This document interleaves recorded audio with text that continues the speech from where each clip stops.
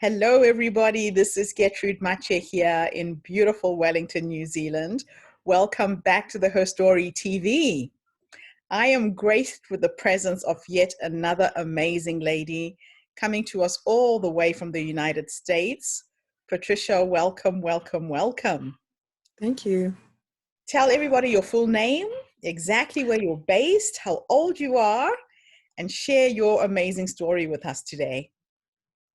My name is Patricia Sweatman. I'm in Atlanta, Georgia, in the United States, and I'm 49 years old. My story for today, I think I will just kind of go back to my younger years. It was just a mess. I grew up in some craziness. Um, I was molested at a very young age, and then by the time I was 13, I had been raped twice by two different people. And I ended up getting pregnant when I was 13. I had a baby when I was 14. My aunt and uncle adopted her. Um, but she has grown up knowing that I was her biological mom. And we have a great relationship, especially now, better than ever. But it was difficult during her younger years. And as I grew up, it was difficult, especially as I got older and I had two other children. That challenge of having her and then having given her up for adoption and keeping them was something that was difficult to explain until she was a little older. I think she, as an adult, probably understood it. But the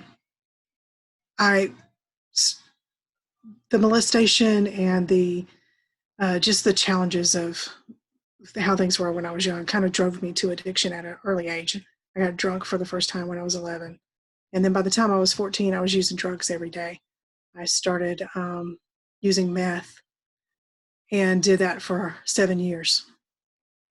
And during that time, I just continued to make really poor choices for my life. Though I did graduate high school, and when I graduated high school, I went to EMT school, became an EMT.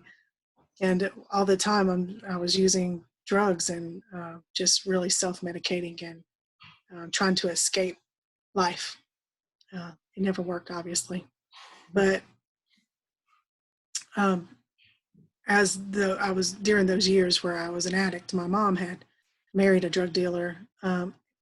He wasn't a drug dealer when they first got married, but he was an addict when they first got married, and then he became a drug dealer and she became an addict. And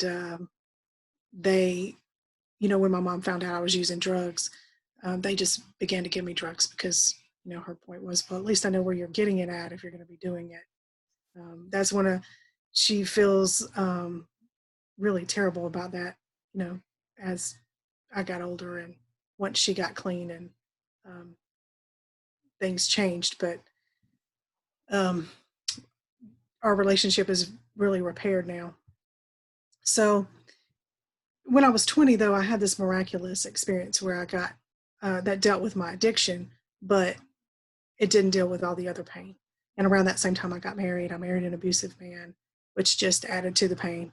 But while I was married to him for 9 years, and we had 2 children together. And while I was married to him, and especially during the last final years of our marriage, I just realized I needed to do something about me, because I was where I was at in life because of my choices. Yes, all of that stuff happened to me, and it was bad. And it sort of set me on that path a little, but I chose what I chose. And so I just went on this journey to kind of unravel all of what was going on inside of me and deal with all of those issues so that I could be healthy for my children and healthy for me and live a better life. So during the years... I'm going to stop you just there. Wow, what an amazing life you've lived. I'm trying to understand how through all of this you managed to get through school. How were you functioning? How did you juggle that? And why did you feel it was important to finish school? When I look back on that, part of it had to do with my mom. My mom insisted, like there was no, I've had issues with boundaries sometimes in my life. Mm, I didn't really know how to set boundaries, but I figured out not too long ago, really, why that was. Part of it had to do with the fact that I had this, weird balance in my life where my mom was a mom, and acted like a mom in some senses, but in other senses she wasn't. And right. the mom side of her was like, you're going to go to school, you're going to graduate high school, you need to figure out what you're going to do. And, we would have these conversations around that. So it was her influence that, helped me to stay on that path. Yeah. Um, and then I was just a functional addict. I was using meth. Uh, so, and marijuana. Really, there was a point where I would just use whatever I could get my hands on. Mm. So, but primarily I used meth. And So uh, the drugs were an escape. It was a way to numb the pain of your experiences, I take it. yes, or at least that's what I thought it was doing. But really, Mm, it was just adding to my pain. Like every day, mm, the poor choices that you make when you're an addict, the things that you do to get your drugs, um, the it comes with men, it comes with just all kinds of craziness. And yes. so all of those just add to, like, even the shame that I was already feeling from, all of the sexual abuse that I had experienced. Mm, The addiction even led me into just a deeper place of shame where I feel like I just wore shame like my coat, like it was part of who I was. wow. Yeah. And then what was the turning point where you took full responsibility for your choices? It sounds to me like something stopped you. Was it something that had happened?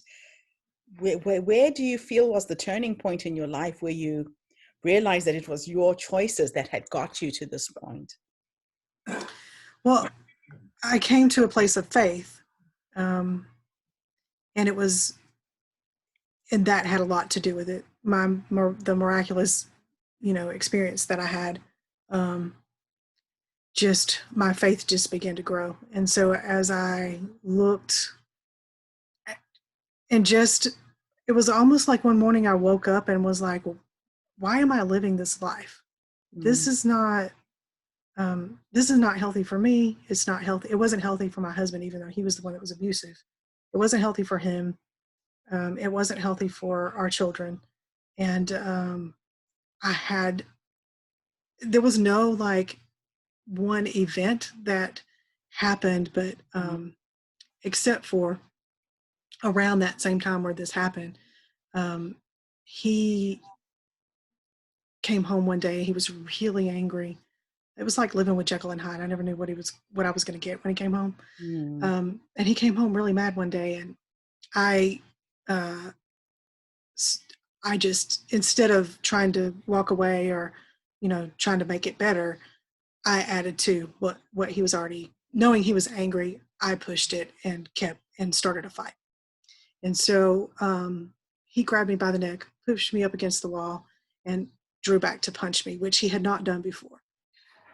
Not he would push me. He would keep me hostage. He raped me. He would do other things, but he had never like outright punched me. Particularly hit you.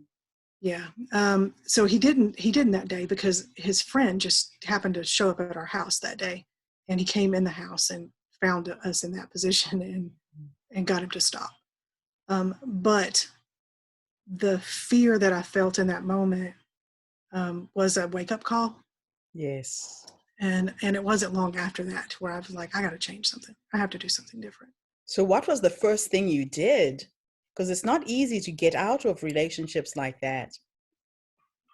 The first thing I did was I went to a domestic violence counselor.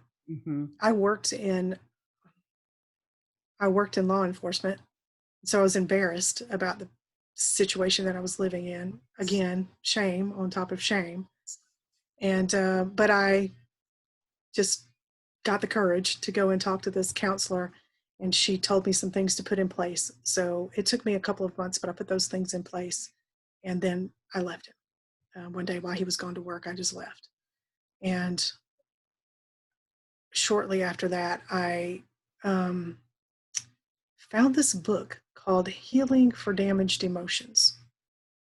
And I read that book and it encouraged forgiveness, um, which was a kind of foreign for me at that point. Yes. I was so angry and broken, you know. Um, but reading that book, it opened my eyes to some things, and I realized that forgiveness wasn't necessarily for the other person, it was for me. Yourself. That holding on to that anger and that pain um, was really doing more damage to me than it was to anybody that I was holding it against, because they're just not living their lives. Mm. I'm the one that's suffering, you know. So Yes. that made me want to know more about forgiveness. So I just read several other books about forgiveness, and I had some wonderful women in my life who were willing to just talk to me and to encourage me in what I was doing, and I was really able to come during that time to forgive uh, so many different things that had happened. Some I feel like though forgiveness is kind of layers, you know, like Mm-hmm. sometimes you'll think, okay, I've forgiven that person, and then something will happen and it'll trigger It's something a memory, else. or yeah, Yeah. and then you might have to go back and do some more forgiveness work. And I Yeah. feel like I've Mm. spent a lot of time doing forgiveness work, um, but But you freed yourself. It freed you up by it the did sound very of it. much. Yeah. And you're right, it's not about the other person. It's you who's holding on to the thing that's eating away at your soul. So in the forgiveness process, did you talk directly to some of the people who had hurt you, or it was all internal work on yourself? Initially, it was all internal work on myself. I actually had this very wise person tell. At first, he asked me, "Why do you want to go talk to the person?" Mm-hmm. And so when I evaluated that, I realized I want them to ask me to forgive them. You know, I want them to be Yes. sorry for what they did. Yeah. Um, and he told me I was setting myself up for For failure if I disappointment, did that. yes. Yeah, because they may not even realize they had hurt me, Yeah. or you know, I mean, surely in these cases, but you know, even the molestation, I don't feel like the person who did that to me would likely admit that they did it. Mm. So, so that's what he just encouraged that I not do that, that I Okay. forgive them, on just do the internal work and forgive them, whether regardless of what they did or what they chose. Right. Um, so I didn't. The only person that I did talk to was my dad, but that's actually because my dad came to me Okay. during that time. Yeah, Oh, when I was doing all of this work, and um, he just out of the blue showed up at my house one day and apologized to me oh, that he wow. wasn't there for me. And yeah, now my dad was not the one who molested me. I don't want people to think that, Yeah. um, but he just wasn't there. Yes. So Yes. he So that apologized was for not being a there. major turning point for you. It was, yeah, it changed my relationship with him tremendously. Yeah. Mhm. So let me take you back to your younger self. If you were to have a conversation with that young woman 10, 15 years ago, and have a conversation with her with everything that life has taught you, what three nuggets of wisdom would you give her? And I'm wanting you to go back so that if there is a young woman who's listening to this call right now, who is sitting in the middle of a mess and they don't know how to get out, what would you have wanted somebody to say to you? I would tell myself that I was stronger than I thought I was. Mm-hmm. There were so many times where I just felt so tied to the situation, felt so helpless and stuck where I was at, that I felt like I couldn't get out of where I was at. Yes. So I would absolutely tell myself, you're stronger than you think you are. And Mm-hmm. there's so much more. Mm. Um, I would tell myself that I am enough. Um, all of those years of I'm not good enough, I'm not smart enough, I'm not pretty enough, all of the I'm nots are So such a your waste of whole time. self-worth had to Yeah. be rebuilt. Wow. And Hmm. the third thing? The third thing would be it wasn't my fault. Mm. The So the abuse, forgiveness had to be you forgiving yourself as well. absolutely. And really, that was the hardest. It was easier for me to forgive the Everybody rapes. else. Yes. There was such deep rooted shame of, well, if I hadn't have been where I was at, that wouldn't have happened. Mm. Um, or I put myself in this compromising position. Right. Um, all of the thing, I mean, I was a kid. You're just a Um, child. yes. And so I would definitely embrace that idea that those things were not my fault and that shame does not belong to me. Wow.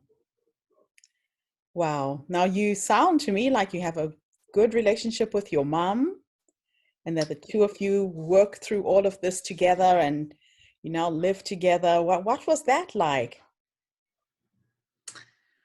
Um, it was actually my mom. Like I said, it's sort of just strange to hear the imbalance in it because it was like this drug thing was just so out of place for the rest of our relationship. Because Mm. my mom has been my greatest advocate. She's been my when I was in that abusive relationship, she let me come to her house. I would leave him and go to her, and she would let me come every time. Um, she never turned me away. I Yeah. would leave her house and go back to him, and she would say, "Please don't go back." Oh, And but regardless, she would support me. So yeah. she's been my greatest advocate, and um, there were some things that between us that had to be forgiven. I mean, And she had come to me too and asked me to forgive her, especially about the drug thing. But just our relationship now is really good. I love that she's here, that I am able to take care of her in the ways that I do. Like yeah. she's an amazing woman herself. I mean, she's definitely an overcomer. Um, she's overcome a lot of health obstacles and different things, and she is 67, and she just doesn't slow down. She's Mhm. had to because of this coronavirus thing, but she hates it. Yeah. So she volunteers everywhere all the time and is always giving of herself. So um, just dealing with that, and me also recognizing she had her own issues.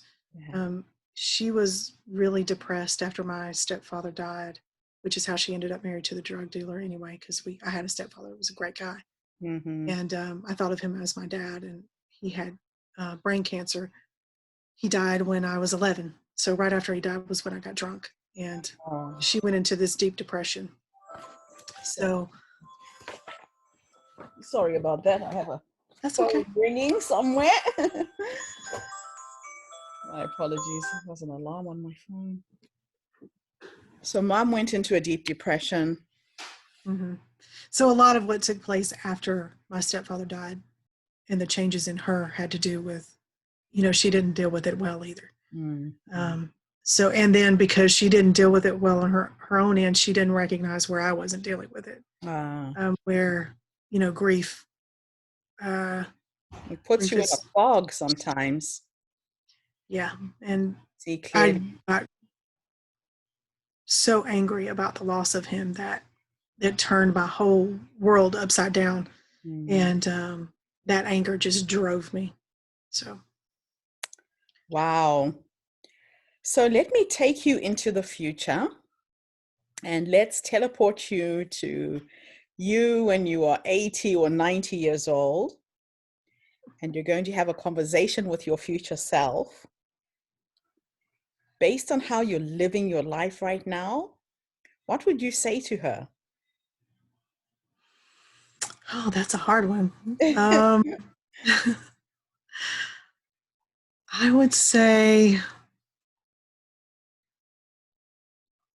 hmm, I can't see myself ever just not giving, not doing, not um, continuing to move. So I would probably tell her, make sure you move. Keep, Keep going. don't slow down. Um, keep It your sounds mind. like you're like your mother. Yes. Um, and I would tell her, um, I don't know if I'd have to tell her this or not because I feel like this is where I'm living now, but love more. Uh, I feel like currently the lesson I'm learning is you can't ever love too much. You can never, you know, just love people. Mm, And when you just love people and accept them for who they are, uh, you know, it changes people's lives. yeah. So I would just tell her to love more. And maybe she will need to hear that because can you ever learn that lesson enough? No, you can't. You can't. Yeah. And I would tell her, don't forget to stop and enjoy life. Stop Um, and smell the sometimes, roses. Yes, yeah, yes. I Sometimes get it's really not busy about the sometimes. destination, it's about the journey. Yeah, Yes. yes. Oh, It's also a wonderful. lesson I'm learning now.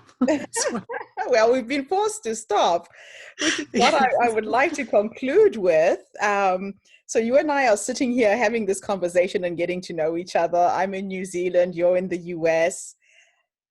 The coronavirus has come to give us some gifts. I was saying to you earlier, the biggest gift we've been given is the gift of time, the gift of being at home in our physical spaces, and for some of us not being able to get out and do what we normally do. How has it been for you? How are you processing what's going on in the world right now? There's been a couple of things. I mentioned to you before we started recording that my husband died 18 months ago. And so I had gone through that grieving period with him. I did that grief very different than my grief for my stepfather, intentionally, Yes. um, you know, processed it in a very different way. Um, but I had this moment early on in this where I thought, wow, it's hard to be quarantined without your person, you know, Uh, um, hard to, you know. So as I was thinking through that and sort of processing that, I just realized, I'm my person and it's okay for me to be just with me and to be okay with that. So, excuse me. So I think I think I probably knew that to some extent, mm, but the depth that it came to me during this is very different. Um, because a lot of times we some of us just want to be with other people, and our lives are centered around everybody else. And I'm very much a giver, so my life oftentimes is me giving to my family and my loved ones. And mm-hmm. so in this situation where I'm not able to do that, I've just had to give to me. Um, Which is so something that you probably don't normally do. So that's what no, a real blessing that you've got. yeah, it Uh, has been. I mm, am still working though, so I'm busy during the day. yes. Um, but the weekends and in the evenings, I'm usually like on the go. So I've also rested a lot. I've taken some naps, which is very, very unusual. Yes. Um,